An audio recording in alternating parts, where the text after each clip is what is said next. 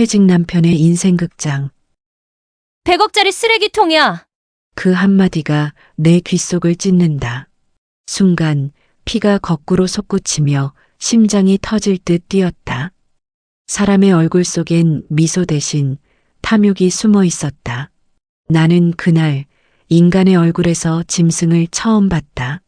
치매 걸린 시어머니를 버리고 그 유산만 노리던 동서인 둘째 며느리의 눈빛은 얼음처럼 차가웠다. 이제 그분도 기억 못 하잖아요. 짐은 버려야죠. 깔끔하게요. 그녀는 그렇게 말했다. 그 말은 칼날이 되어 내 심장을 베었다. 나는 아무 말도 하지 않았고 대신 조용히 서랍을 열었다. 남편이 생전에 쓰던 오래된 녹음기를 꺼냈다. 손끝이 떨렸지만 멈추지 않았으며 빨간 불빛 하나가 켜졌다. 그 불빛이 방 안을 물들이며 한 사람의 탐욕을 기록하기 시작했다. 그녀의 말, 그 비웃음, 그 냉소와 잔인함이 모두 그 안에 새겨졌다. 그때는 몰랐다. 그 불빛 하나가 한 인간의 인생을 송두리째 삼킬 줄은. 그리고 오늘 그 파일이 세상에 공개되었다. 뉴스 화면에 그녀의 얼굴이 떴다. 치매 시모를 벌인 폐륜 며느리. 그 제목이 세상을 덮었고 나는 텔레비전 앞에 앉아 조용히 중얼거렸다. 정의는 늦게 오지만 절대 사라지지 않는다. 그녀는 몰랐다. 그날의 빨간 불빛이 그녀의 탐욕을 세상에 비출 거라는 걸. 그래, 동서가 짐이라 부른 그분. 이제 그 짐이 당신의 심판이 됐어요. 그 말이 끝나자 내 눈앞의 화면이 흐릿해졌다. 눈물이 아니라 열이었다. 억눌러왔던 분노가 불꽃처럼 타올랐다. 이건 단순한 복수가 아니다. 돈을 되찾는 싸움이 아니라 사람의 존엄을 되돌리는 전쟁이다. 이제 70세 할머니의 복수가 시작된다. 다시 시작하는 퇴직 남편의 인생극장. 지금부터 그 이야기를 전합니다. 아침 햇살이 커튼 사이로 길게 스며들었다. 먼지 입자들이 공기 중에서 천천히 떠돌며 마치 세월이 흘러가는 모양 같았다. 요양침대 위에 시어머니는 조용히 숨을 고르고 있었다. 내 손끝에 닿은 온기가 희미했지만 그 온기가 내 하루의 시작이었다. 어머니, 일어나세요. 약 드실 시간이 됐어요. 나는 부드럽게 손을 흔들었다. 시어머니는 눈꺼풀을 천천히 떴다. 힘겹게 나를 바라보시더니 희미하게 웃으셨다. 영자야, 오늘은 날이 좋구나. 그 미소 하나에 지난 10년의 고단함이 눈 녹듯 사라지는 듯 했다. 나는 고개를 끄덕이며 이불을 덮어드렸다. 햇살이 이마에 비치자 주름 사이로 세월이 반짝였다. 치매가 와도 어머니는 여전히 나의 어머니다. 세상은 왜 병든 이를 짐이라 부를까? 누군가의 인생을 짐짝처럼 여기는 세상, 그게 더 병든 건 아닐까? 거실 쪽에서 냉장고 문 닫히는 소리가 쾅 울렸다. 또 깼어요? 밤새 2번이나 불렀잖아요. 목소리의 주인은 동서 박영이었다. 늘 그랬듯 새벽에도 화장기 하나 흐트러지지 않은 얼굴이었다. 솔직히 이젠 좀 병원에 맡길 때도 됐잖아요? 간병인 두면 되죠? 왜 혼자 다 떠안아요? 아무리 그래도 며느리지 간호사는 아니잖아요. 나는 아무 대답도 하지 않았다. 다만 시모의 손을 다시 잡았다. 그 손이 조금이라도 덜 떨리길 바라면서 저 사람은 어머니가 어떤 분이었는지 모른다. 남편이 세상 떠난 뒤 나를 품어준 건 이분이었다. 넌 내 딸 같아. 그 말 한마디에 살아갈 힘을 얻었는데 이제 그분을 짐짝이라 부른다. 유산 정리, 그거 아직 안 끝났죠? 시누이 쪽에서도 시끄럽대요. 요즘 세금 때문에 골치 아프다는데 우리 남편은 벌써 지분 계산 다 해놨어요. 그녀는 마치 웃으며 폭탄을 던졌다. 나는 그 말을 듣는 순간 식탁 위에 찻잔이 흔들리는 게 보였다. 손끝이 떨렸지만 꾹 참았다. 욕심이 사람을 이렇게까지 바꾸는구나. 그녀는 돈을 유산이라 부르지만 나는 그 돈을 어머니의 숨결이라 부른다. 어머니 유산은 어머니 뜻대로 가는 거야. 내가 낮게 말하자 그분이 지금 제정신이기나 해요? 요즘은 말도 못하잖아요. 그녀는 비웃음을 흘리며 뒤돌았다. 문 닫히는 소리가 등 뒤를 후려쳤다. 그 순간 내 안에서 무언가가 무너지고 또 피어났다. 누군가의 존엄을 끝까지 지켜야 한다는 마음. 그게 내 남은 인생의 이유가 될지도 몰랐다. 그날 밤 나는 시모가 주무신 뒤에 방으로 들어갔다.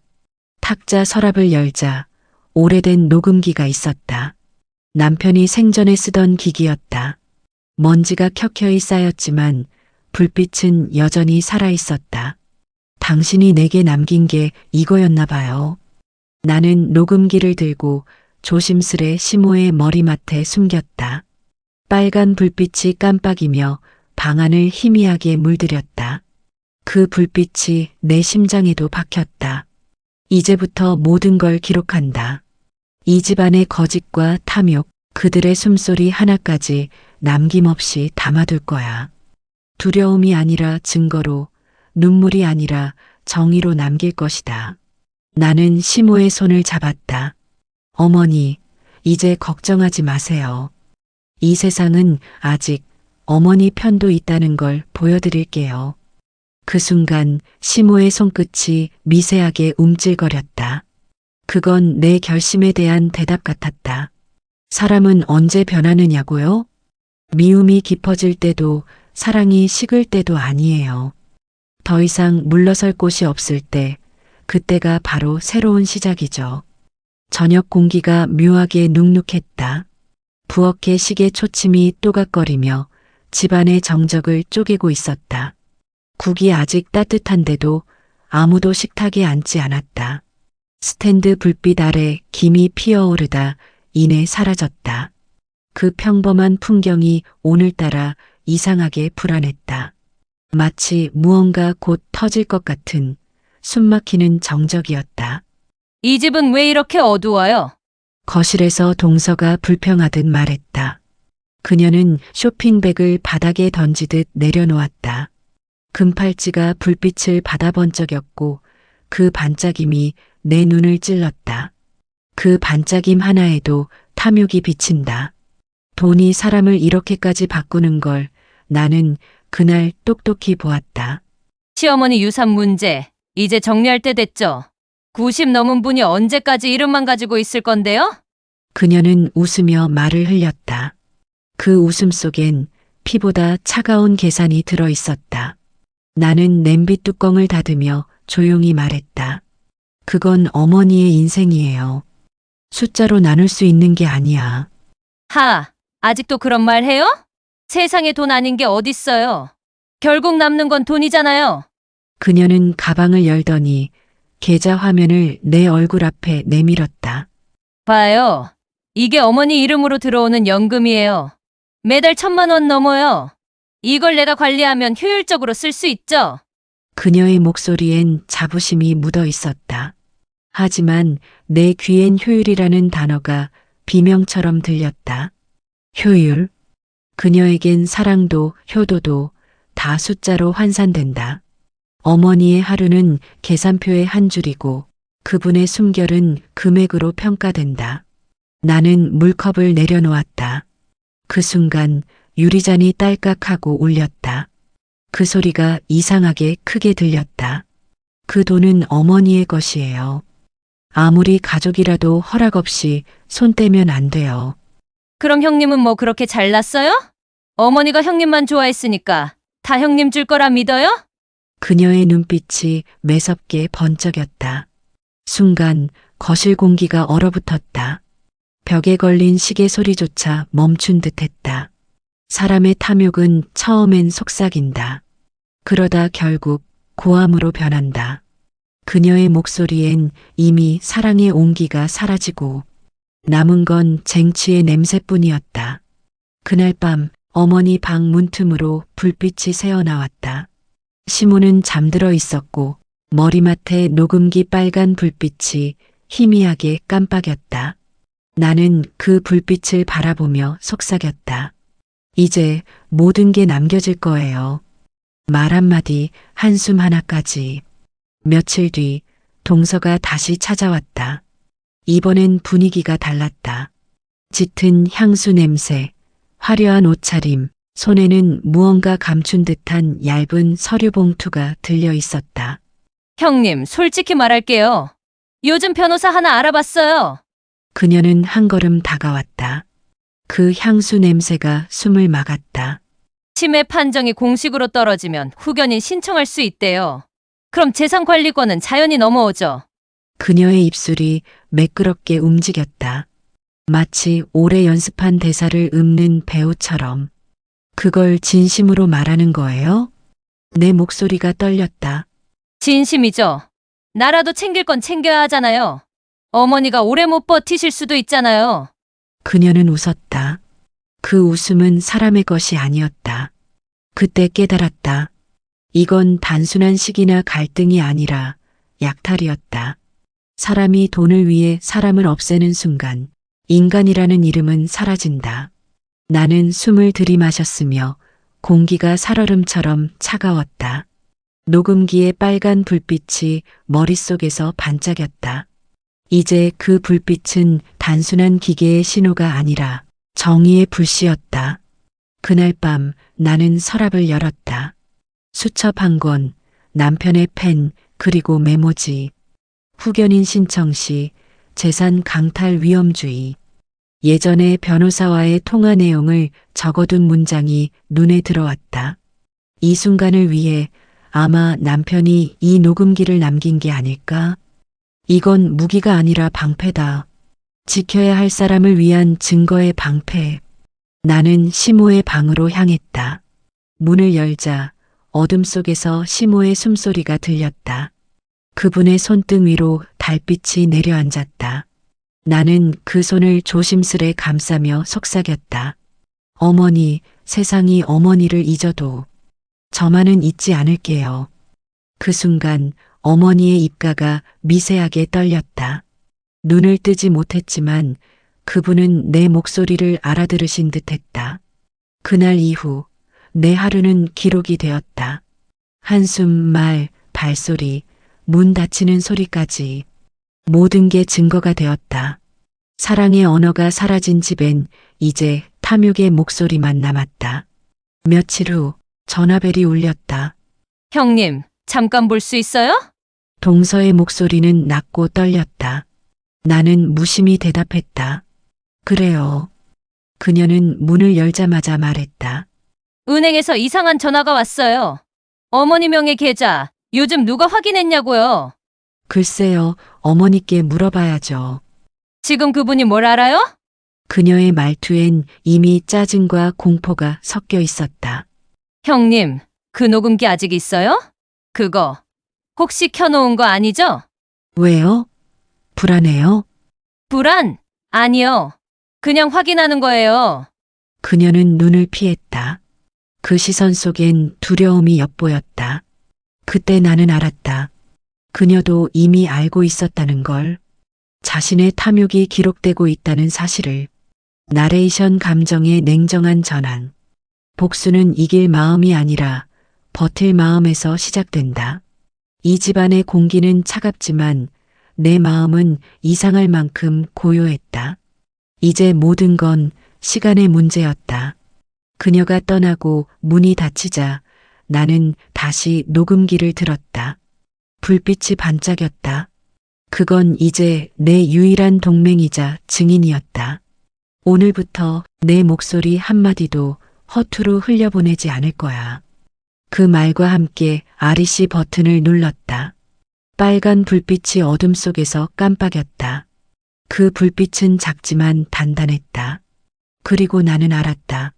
이 불빛이 꺼질 때쯤 모든 진실이 세상 위로 드러나리라는 걸.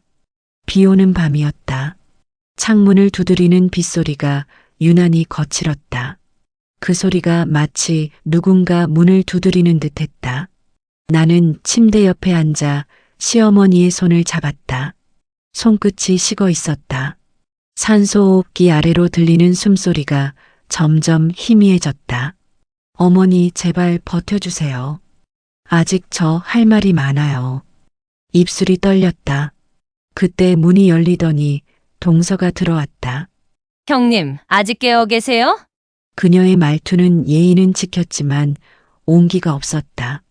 그 손엔 고급 핸드백이 들려 있었다. 비에 젖은 머리를 정돈하며 그녀는 내 옆에 서서 어머니를 내려다봤다. 형님, 이제 이런 건 의미 없어요. 의식도 없는데 굳이 집에서 이렇게 고생하실 필요 없잖아요. 그녀의 말이 끝나자 산소기계의 삑소리가 한층 더 크게 울렸다.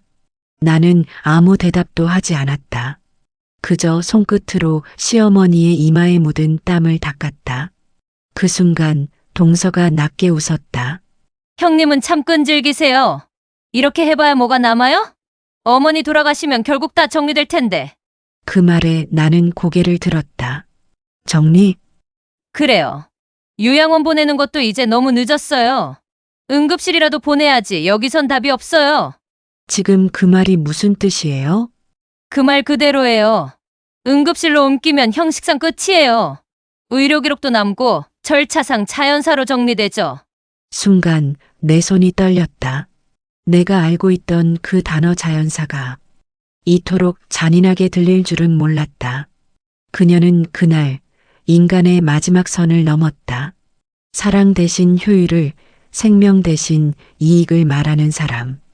그녀의 눈엔 사람의 온기가 없었다. 형님, 왜 그렇게 무섭게 보세요? 지금 당신 무슨 말을 하고 있는지 알아요? 형님이야말로 현실을 좀 보세요. 어머니는 이미 이 세상에 반쯤 없어요.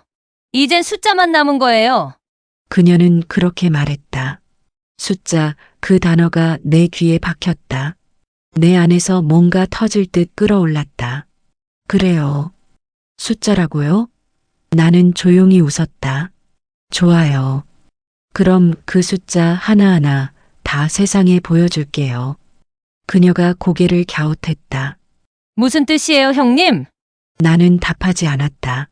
대신 서랍 속에 녹음기를 꺼냈다. 빨간 불빛이 켜졌다. 그 불빛이 방 안을 비추자 그녀의 얼굴이 하얗게 질렸다. 그게 뭐예요?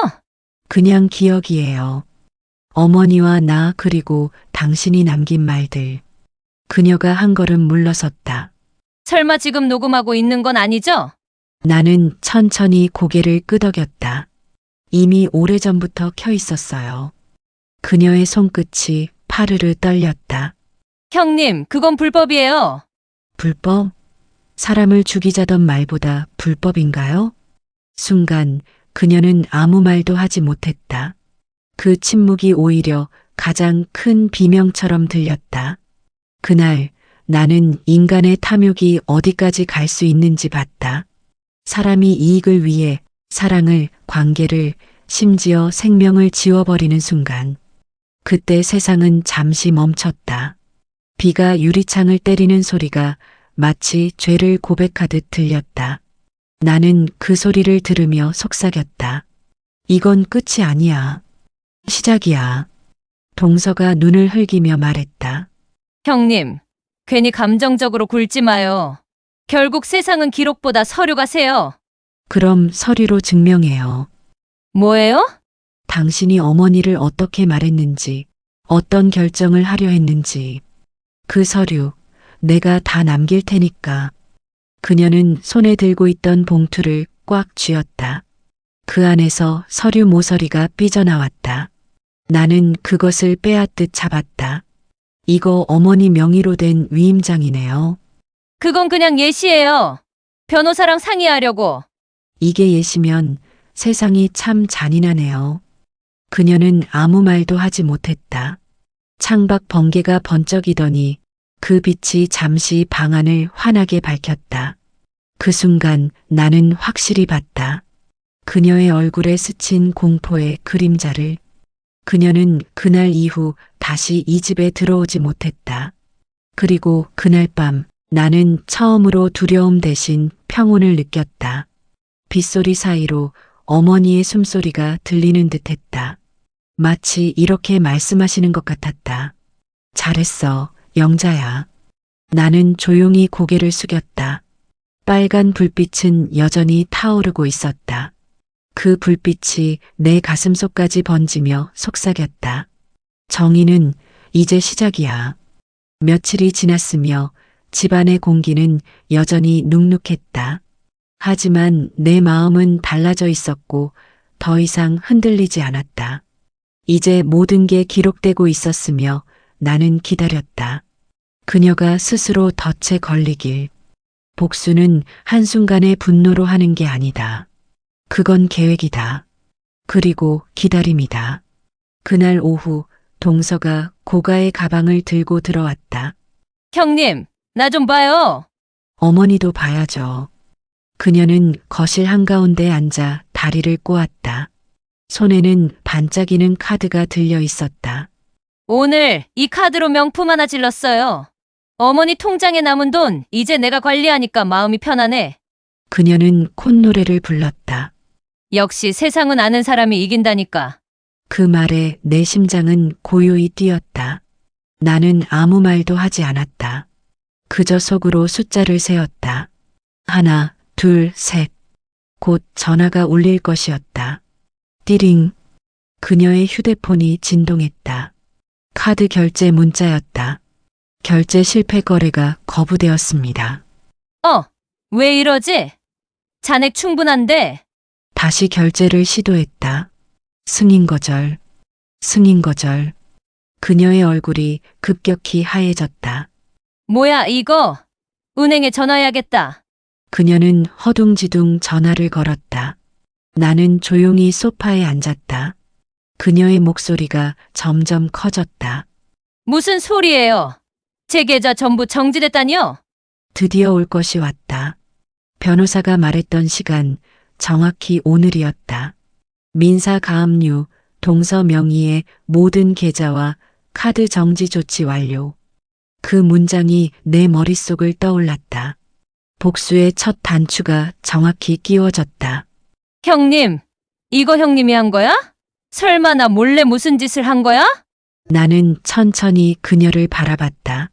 무슨 짓이라니요? 그건 당신이 한 짓이죠. 그녀는 내 눈을 노려봤다. 무슨 뜻이에요? 어머니 서명 강요, 녹취도 남았고 불법 재산 이전 시도도 다 기록됐어요. 뭐라고요? 그녀의 목소리가 떨렸다. 나는 조용히 미소 지었다. 이제 법이 판단할 거예요. 그 순간 10년 동안 눌러왔던 응어리가 터져나왔다. 눈물이 아닌 웃음으로 터졌다. 통쾌했다.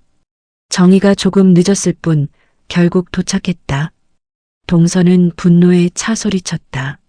형님, 그깟 녹음 따위로 나를 무너뜨릴 수 있을 것 같아? 그까? 그건 어머니의 목소리예요. 그분이 당신에게 마지막으로 남긴 진실의 증거죠. 그녀는 잠시 말을 잃었다. 눈동자가 흔들렸고 그때 현관문이 열리며 변호사가 들어왔다. 박영애 씨, 본인 명의 자산 일체에 대한 가압류 통보서입니다. 서류 확인하시죠.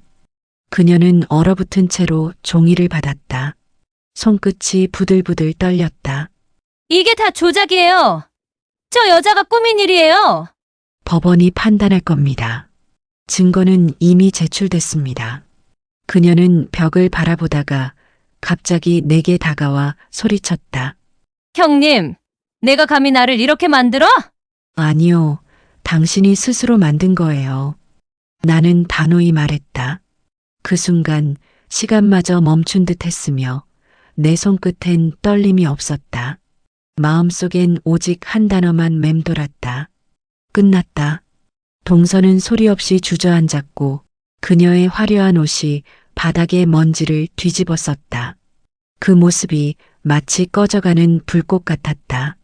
나는 천천히 창가로 걸어갔으며 빗소리가 다시 들렸다. 창문 너머 세상은 여전히 흐렸지만 내 마음은 오랜만에 맑았다. 어머니, 조금만 더 기다려요. 이건 시작에 불과해요. 이제 진짜 복수가 세상 앞에서 시작될 거예요. 다음 날 아침 집안은 이상할 만큼 조용했다. 시모의 방에는 잔잔한 숨소리만 흐르고 거실에는 어제의 냉기가 그대로 남아 있었다. 커피를 내리고 있는데 동서의 굽 높은 구두 소리가 들렸다. 형님, 나 잠깐 나갔다 올게요. 그녀는 평소보다 훨씬 화려한 옷차림이었다. 붉은 립스틱, 반짝이는 귀걸이, 손에는 금색 카드가 들려 있었다. 오늘은 내 인생의 날이에요. 아무 일 없을 거예요. 어머니 일도 이제 끝났고, 내가 다 정리했어요. 나는 커피잔을 내려놓으며 물었다. 무슨 정리를 그렇게 급하게 하세요? 아, 그냥 은행에 서류 좀 가져갈 게 있어서요. 그녀는 웃으며 말을 얼버무렸다. 그러나 그 미소는 오래가지 않았다. 점심 무렵 전화 한 통이 걸려왔다. 형님, 나 지금 동서의 목소리는 떨리고 있었다. 무슨 일이에요? 내 카드가 또 정지됐어. 은행에서도 뭔가 문제가 생겼대.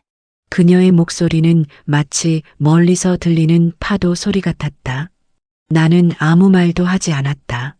모든 일이 예견된 대로 흘러가고 있었다. 형님, 나 지금 은행 가요. 이게 무슨 일이야, 도대체?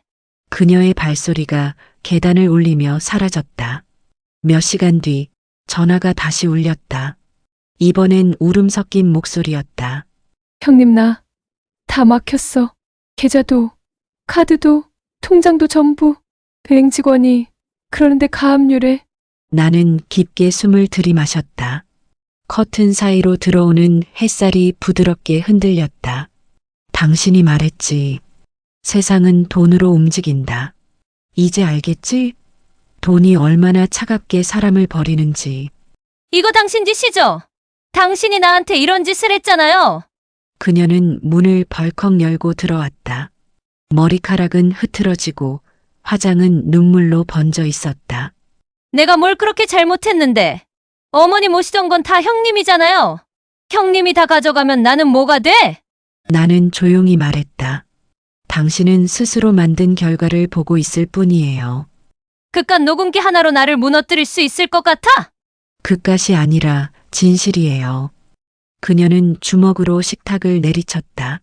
당신 평생 나한테 이럴 줄 알았어. 좋아요. 나도 가만히 있지 않을 거예요.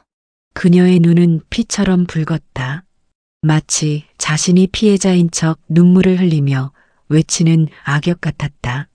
그녀가 소리칠수록 나는 더 차분해졌다. 복수의 본질은 감정이 아니라 질서와 증거라는 걸 알고 있었기 때문이다. 형님, 내 인생 망했어. 그녀는 비명을 질렀다. 명품 매장에서 1,500만 원 결제하려다. 거래가 취소됐다고. 내가 얼마나 창피했는지 알아? 나는 말없이 그녀를 바라봤다. 그녀의 눈에 비친 내 모습이 마치 거울 속 그림자처럼 고요했다. 이게 복수의 순간인가? 아니면 정의의 순간인가? 그 구분은 중요하지 않았다. 중요한 건 어머니의 이름이 더럽혀지지 않는 것, 그 단 하나뿐이었다. 그녀는 울부짖으며 바닥에 털썩 주저앉았다. 이제 나는 끝났어. 다 끝났다고. 그 목소리가 내 가슴을 스쳤다. 하지만 눈물이 나오지 않았다. 어떤 눈물은 너무 늦게 흘러 의미가 없다. 그녀가 울고 있는 건 후회가 아니라 잃어버린 소유에 대한 애도일 뿐이었다. 나는 천천히 다가가서 말했다. 이건 아직 시작일 뿐이에요. 이제 법이 판단할 거예요. 당신이 그동안 한 말, 한 행동, 모두 증거로 남아 있어요. 그녀는 머리를 감싸쥐었다. 다 그때 그냥 장난이었는데. 아니요. 장난으로는 사람의 존엄을 훔칠 수 없어요. 그녀는 울며 나를 밀쳤다. 형님 같은 사람은 복수하지 않아도 돼. 착한 척하면서 결국 나를 죽이잖아. 나는 조용히 고개를 저었다. 나는 당신을 죽이는 게 아니에요. 당신이 스스로를 무너뜨리는 걸 그저 지켜보는 것뿐이에요. 그녀는 벽에 기대 앉아 울었다. 거실의 시계가 틱, 틱 소리를 냈다. 그 소리가 유난히 크고 차가웠다. 탐욕은 언젠가 자신을 집어삼킨다. 그녀의 울음은 더 이상 슬픔이 아니라 탐욕이 스스로를 삼키는 소리였다. 나는 커튼을 젖혔다. 햇빛이 거실 바닥을 가로질렀다. 먼지가 반짝이며 떠다녔다. 그 속에서 나는 생각했다. 복수는 끝이 아니라 정리다. 그리고 오늘 그 정리가 시작됐다. 밤이 깊었다. 창밖엔 비가 내렸고 그 빗소리가 어쩐지 위로처럼 들렸다. 나는 오래된 녹음기를 손에 쥐고 있었다. 작은 기계 안에 모든 진실이 갇혀 있었다. 복수의 순간은 시끄럽게 오지 않는다. 그건 아주 조용히 숨결처럼 다가온다.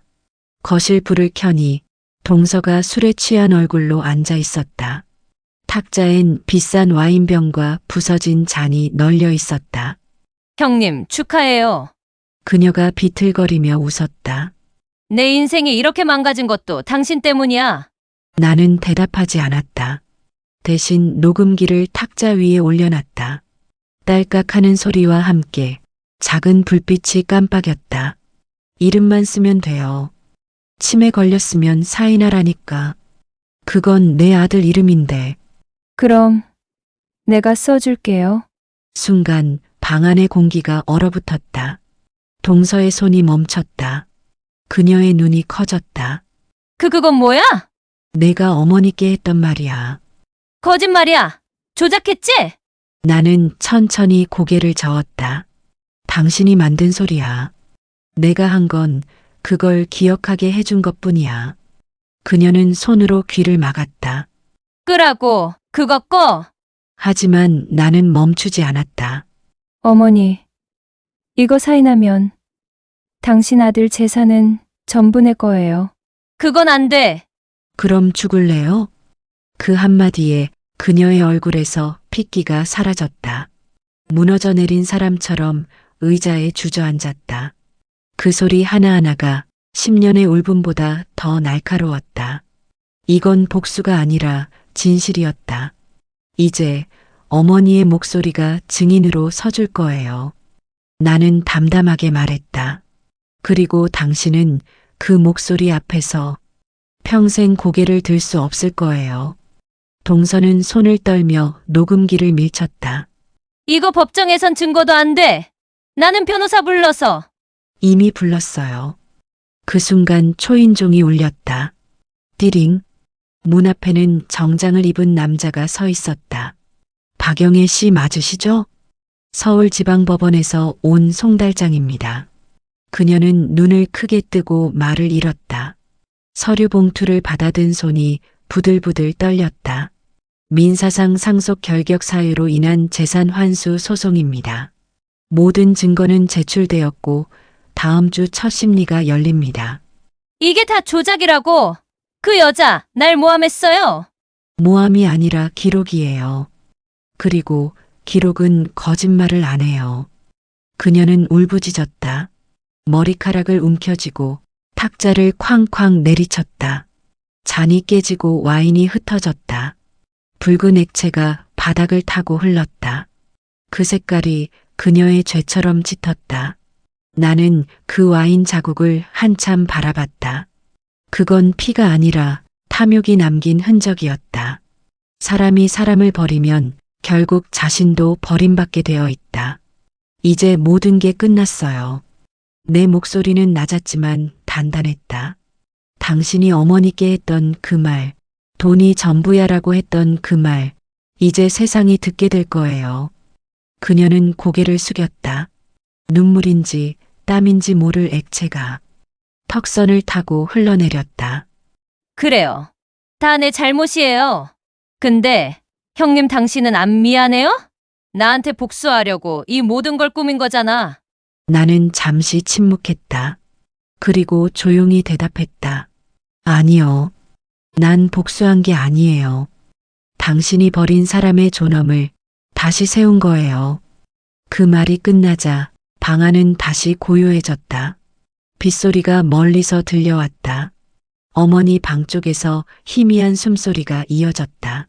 나는 천천히 녹음기를 껐다.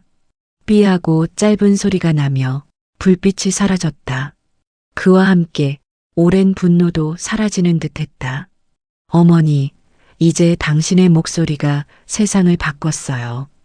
그리고 저도 오늘 처음으로 당신처럼 용서라는 단어를 배웠어요. 며칠 후 서울지방법원 제5호 법정. 회색 벽에 걸린 시계가 천천히 흘러갔다. 오늘은 10년의 분노가 심판받는 날이었다. 나는 법정 맨 뒤에 앉아 있었다. 양손은 꼭 모았고 심장은 천천히 뛰고 있었다. 이제야 여기에 오다니. 속으로 그렇게 중얼거렸다. 피고석엔 동서, 박영희가 앉아 있었다. 눈밑은 푸르게 꺼져 있었고 손끝은 끊임없이 떨리고 있었다. 그녀가 나를 흘끗 쳐다봤다. 형님, 아직도 웃어요? 나는 고개를 숙였다. 그녀의 눈빛은 여전히 오만했고 그 오만이 오늘 무너질 것을 나는 알고 있었다. 판사가 들어오자 모두 자리에서 일어났다. 서울지방법원 제5민사부 상속결격 관련 사건을 시작하겠습니다. 법정 안공기가 순간 팽팽해졌다. 숨소리조차 아끼는 사람들, 마치 세상이 멈춘 듯했다. 존경하는 재판장님, 피고 박영희는 치매 판정을 받은 시모에게 불법적인 강요를 통해 서명을 받아 재산 이전을 시도하였습니다. 이에 따라 민법 제1004조에 의거 상속 결격 사유에 해당됩니다. 그 말이 울려 퍼지자 동서의 어깨가 툭 떨어졌다. 거짓이에요. 그녀가 소리쳤다. 저 여자, 날 모함하려고 꾸민 거예요. 어머니는 그때 멀쩡했어요. 판사가 조용히 손을 들었다. 피고의 주장 확인했습니다. 그러나 증거 제출이 되어 있습니다. 녹취와 영상, 그리고 노인의 필적 감정서까지. 법정 스크린에 영상이 켜졌다. 치익하는 소리와 함께 어머니의 목소리가 울려 퍼졌다. 그건 내 아들 이름인데. 그럼 내가 써줄게요. 안 돼, 내 아들 건데. 짧은 영상이 끝나자 법정 안은 정적에 잠겼다. 누군가는 눈시울을 훔쳤고 나는 가만히 고개를 숙였다. 어머니의 떨리는 목소리가 아직도 내 귓가를 울리고 있었다. 판사가 천천히 입을 열었다. 피고 박영희에게 상속 결격을 인정합니다. 또한 원고 이영자에게 위자료 3억 원 지급을 명합니다. 탕! 판사의 망치가 내려치는 순간 법정 안공기가 터졌다. 사람들의 숨이 섞여 폭풍처럼 흘렀다. 동서는 자리에서 벌떡 일어났다. 이럴 리 없어. 끝간 녹음으로 내 인생을 망치다니. 그녀의 눈동자는 광기로 번들거렸다. 난 어머니를 사랑했어요. 단지 조금만 더 갖고 싶었을 뿐이야. 그녀는 고개를 부르르 떨었다. 형님, 당신이 이겼다고 생각해? 결국 우리 모두 외로워질 거야. 돈도 사랑도 아무것도 안 남을 거야. 나는 천천히 일어섰다. 법정 조명이 내 얼굴을 비쳤다. 당신 말이 맞아요. 우리 모두 언젠가는 외로워지겠죠. 하지만 최소한 나는 부끄럽지 않게 외로워질 거예요. 그녀는 입을 다물었다. 법정 문이 열리고 경위가 다가왔다. 피고는 퇴정하십시오. 그녀는 천천히 걸어나갔다. 굽 높은 구두가 차가운 바닥을 울렸다. 그 발소리가 마치 끝을 알리는 종소리 같았다. 그녀가 사라진 자리엔 묘한 정적이 흘렀다. 승리의 기쁨보단 마음 한구석의 공허함이 먼저 찾아왔다. 복수는 끝났지만 그 끝이 꼭 해방은 아니었다. 어머니, 이제야 조금 알 것 같아요. 용서란 상대를 위한 게 아니라 나 자신을 자유롭게 하는 길이었어요. 법정을 나서는 순간 햇빛이 내 얼굴을 스쳤다. 하늘은 맑았고 바람은 따뜻했다. 멀리서 종소리가 들려왔다. 나는 가만히 웃었다. 정의는 늦을 수 있지만 결코 멈추지 않는다. 그리고 진실은 언제나 그 자체로 가장 강력한 복수다. 나는 하늘을 올려다봤다. 어머니, 이제 편히 주무세요. 이제 세상이 당신의 편이 되었어요. 며칠 후 봄비가 내렸다. 시모의 묘 앞엔 흰 꽃들이 가득 피어 있었다. 나는 천천히 그 앞에 앉았다. 어머니 다녀왔어요. 이제 다 끝났어요. 묘비 위엔 작은 새 한 마리가 앉아 있었다. 바람에 젖은 깃털이 햇살에 반짝였다. 그 모습을 보니 마음이 이상하게 따뜻해졌다. 사람은 분노로 살아남을 수 있지만 결국은 사랑으로 다시 일어서는 존재다. 나도 그걸 이제야 배웠다. 나는 손에 든 서류 봉투를 펼쳤다. 그 안엔 재단 설립 허가서가 있었다. 하늘복지재단 어머니 이름을 딴 이름이었다. 이 돈은 복수로 얻은 게 아니라 어머니의 선함이 세상에 남긴 마지막 선물이에요. 그날 오후 재단 설립 기자회견이 열렸다. 노인복지회관엔 기자들과 카메라 플래시가 번쩍였다. 이영자 씨 30억 원을 기부하시게 된 이유가 무엇입니까? 나는 마이크를 잡았다. 누군가를 위해 쓰지 않는 돈은 결국 무의미해요. 저는 늦게나마 그걸 깨달았습니다. 어머니가 남기신 건 재산이 아니라 사람의 마음이었어요. 박수가 터졌고 나는 잠시 눈을 감았다. 그 소리가 어머니의 미소처럼 들렸다. 그날 밤 나는 오래된 거실에 홀로 앉아 있었다. 창밖엔 빗방울이 떨어지고 라디오에선 조용한 클래식이 흘렀다. 탁자 위엔 어머니의 낡은 안경이 놓여 있었다. 나는 그것을 천천히 닦았다. 마치 과거의 상처를 닦아내듯이. 그때 문이 열리며 작은 발소리가 들렸다. 손녀가 두 팔을 벌리며 달려왔다. 할머니 뉴스에 나왔어요. 우리 할머니 멋있다고 친구들이 다 말했어요. 나는 웃었다. 그래. 그럼 우리 할머니가 세상에서 제일 멋있네. 손녀는 내 무릎에 앉아 말했다.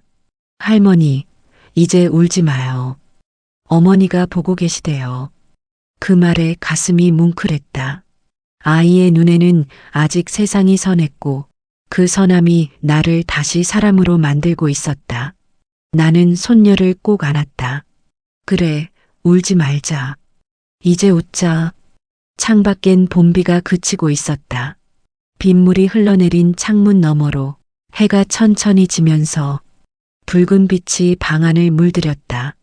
복수는 끝났지만 내 인생은 지금부터가 시작이다.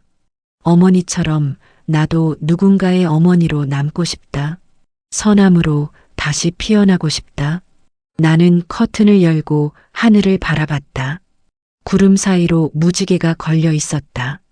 그 순간 마음속에서 무언가 말없이 피어났다. 사람은 누구나 넘어지고 그 넘어짐이 끝이 아니라 다시 피어나는 시작이 된다. 어머니의 삶이 그랬듯 나의 삶도 다시 피어나고 있었다. 그날 아침 공기가 달랐다. 창밖의 하늘은 맑았지만 내 마음엔 먹구름이 끼었다. 무겁게 내려앉은 정적 속에서 전화벨 소리가 유난히 날카롭게 울렸다. 여보세요? 혹시 이은영 씨 댁 맞으시죠? 여기 지역 방송국 PD인데요. 그 한마디에 숨이 멎었다. 내가 그 이름으로 불릴 줄은 몰랐다. 네, 맞아요. 며칠 전 제보 메일을 받았는데요. 혹시 치매 시모를 벌인 며느리 사건 관련해서 확인차 연락드렸습니다. 순간 머리가 하얘졌다. 그녀의 말이 이어졌다. 녹취록 일부가 SNS에 퍼지고 있습니다. 네, 뭐라고요? 파일의 시어머니는 짐이에요라는 음성이 명확하게 들려요. 혹시 제보자 본인 맞으세요? 수화기 너머로 들려오는 PD의 목소리가 점점 멀어지는 듯했다. 내 심장은 미친 듯이 뛰었다. 아니요, 전 그런 적 없어요. 입술은 그렇게 말했지만 손끝은 떨렸다. 그건 분명 내가 남긴 녹음기였다. 하지만 난 보내지 않았다. 그렇다면 누가? 눈길이 자동으로 시어머니 방으로 향했다. 탁자 위 빨간 불빛이 꺼진 녹음기가 고요히 놓여 있었다. 불이 꺼져도 그 존재는 여전히 타고 있었다. 그때였다. 현관문이 딸깍 소리를 내며 열렸다. 그 문틈 사이로 누군가의 그림자가 비쳤다. 형님, 방송 봤어요? 동서였다. 그 녹음기 형님이 흘린 거죠? 내 목소리예요. 전부 다. 난 그런 일 안 했어요. 거짓말하지 마요. 세상에 내 이름까지 나왔어요. 친구들한테 전화가 몇 통이 오는 줄 알아요? 그녀의 얼굴은 분노로 일그러져 있었다. 하지만 그 눈동자 속엔 분명 두려움이 있었다. 그녀는 무너지는 게 두려웠다. 세상 앞에 드러난 자신의 얼굴, 자신이 지운다고 믿었던 탐욕의 흔적이 고스란히 들려버린 것이다. 형님, 그 파일 삭제해요. 지금이라도 바로. 내가 왜요? 우리 가족이잖아요. 그녀의 목소리가 떨렸다. 가족이요? 나는 천천히 고개를 저었다. 어머니를 짐이라 부른 그날, 당신은 이미 가족이 아니었어요. 그녀는 말없이 나를 노려봤다. 형님, 이건 명예훼손이에요. 나 가만히 안 있을 거예요. 그래요. 대신 그 명예라는 게 당신에게 아직 남아있다면 좋겠네요. 그녀는 주저앉으며 손으로 얼굴을 감쌌다. 어깨가 떨렸고 그 소리가 이상하게 공허했다. 잠시 후 뉴스 속보가 텔레비전 화면을 가득 채웠다. 시모 유산 노린 며느리, 치매 시모 방치 의혹. 자막이 붉은색으로 번쩍였다. 그 안에서 그녀의 목소리가 흘러나왔다. 이제 그분은 기억 못 하잖아요. 짐은 버려야죠. 깔끔하게요. 그 소리를 듣는 순간 내 온몸의 피가 식어버렸다. 그 목소리가 더 이상 사람의 말로 들리지 않았다. 정의는 내가 올린 것이 아니라 스스로 무너진 그들의 손으로 세상에 나왔다. 나는 단지 진실의 창을 열어둔 것뿐이었다. 텔레비전 화면 속에서 인터뷰 장면이 이어졌다. 기자들이 그녀의 집 앞을 둘러싸고 있었다.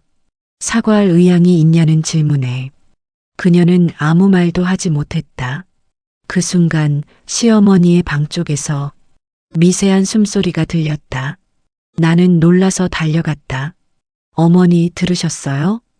그분은 눈을 반쯤 뜨고 있었다. 그리고 입술이 아주 미세하게 움직였다. 잘했어, 영자야. 눈물이 한 줄기 흘러내렸다. 나는 그 손을 잡고 고개를 끄덕였다. 이제 세상이 어머니 편이에요. 그날 밤 나는 다시 녹음기를 켰다. 이번엔 어머니의 방 한가운데에 놓았다. 이제 이 불빛은 복수가 아니라 증언이에요. 빨간 불빛이 조용히 깜빡였다. 그리고 방 안은 처음으로 평화로웠다. 며칠 뒤 집 앞엔 취재진이 몰려 있었다. 플래시가 번쩍이고 카메라 셔터 소리가 빗소리처럼 쏟아졌다. 현관문 틈 사이로 새어 들어오는 그 성광이 한때 어둠뿐이던 이 집을 환하게 비췄다. 세상은 느리지만 결코 멈추지 않는다. 진실은 늦게 도착하지만 도착하고 나면 모든 걸 바꿔버린다. 텔레비전에서는 100억 유산을 노린 며느리라는 자막이 하루 종일 떠다녔다.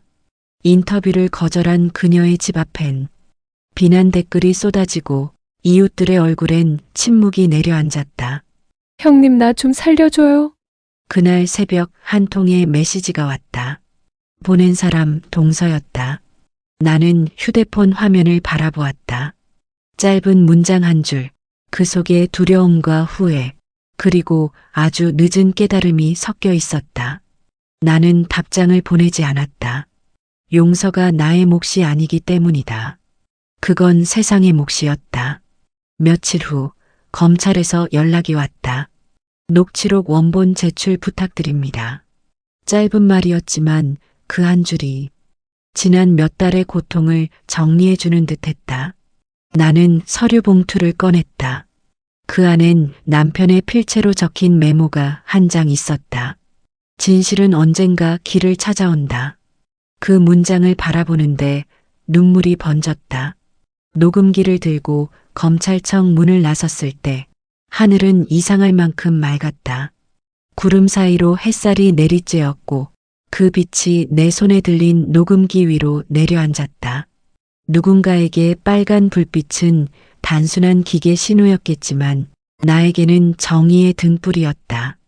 그 불빛 하나가 한 사람의 존엄을 다시 세웠고 또 다른 사람의 탐욕을 무너뜨렸다. 며칠 뒤 뉴스는 새로운 내용을 전했다. 유산 상속 무효 판결, 전 재산 국가 환수 및 사회복지 기부. 그 제목을 보는 순간 나는 조용히 미소 지었다. 한 할머니의 용기가 세상을 바꿨습니다. 그녀는 복수를 택하지 않았습니다. 단지 진실을 선택했을 뿐입니다. 텔레비전 화면 속에 내 얼굴이 잠시 비쳤다. 하지만 나는 리모컨을 눌러 껐다. 화면이 어두워지자 비로소 내 마음도 고요해졌다. 방 안에는 시어머니의 사진 한 장이 걸려 있었다. 그 사진 앞에 꽃 한 송이를 놓았다. 어머니, 이제 평안하세요. 그 순간 창문을 스치는 바람결에 누군가의 목소리가 들린 듯했다. 이제 됐다, 고맙다. 나는 조용히 눈을 감았다. 사람은 누구나 어둠 속을 걷는다. 하지만 그 어둠을 증오하지 말자. 그 어둠이 있었기에 작은 불빛 하나가 얼마나 귀한지 알게 되니까. 그날 밤 나는 녹음기의 전원을 껐다. 빨간 불빛이 서서히 사라졌다. 그러나 이상하게도 내 마음속에서는 여전히 따뜻한 빛이 타오르고 있었다. 정의는 법정에서 시작되지 않는다. 사람의 마음에서 시작된다. 그리고 때로는 한 사람의 용기가 세상을 바꾼다. 이야기가 당신의 마음에 닿았다면 구독과 좋아요는 큰 힘이 됩니다. 퇴직 남편의 인생극장, 다음 화에서 다시 만나겠습니다. 감사합니다.